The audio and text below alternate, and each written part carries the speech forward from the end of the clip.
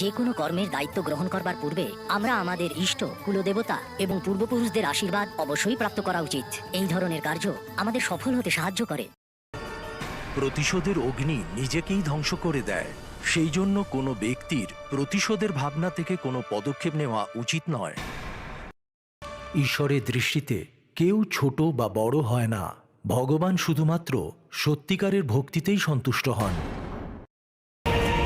কোনো ব্যক্তির আবেগ এবং উত্তেজনায় কোনো কাজ করা উচিত নয়, অন্যথা ভুল হবার সম্ভাবনা থাকে। উল্লাস এবং আনন্দের পরিবেশে সুরক্ষার কথাটা মাথায় রাখাটা আবশ্যক, অন্যথা দুর্ঘটনার সম্ভাবনা থাকে। ধর্মের পথে চলা ব্যক্তি কখনোই ব্যর্থতার দ্বারা প্রভাবিত হন না।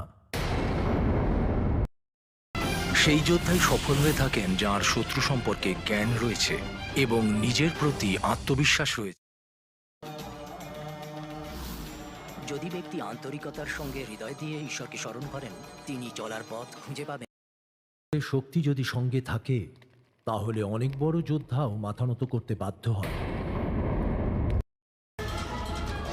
বিপদ যতই বড় হোক না কেন, কিন্তু আমাদের পরাজয় স্বীকার করা উচিত নয়। নিজেদের বোধ বুদ্ধি দিয়ে সেটার সম্মুখীন হতে হয়।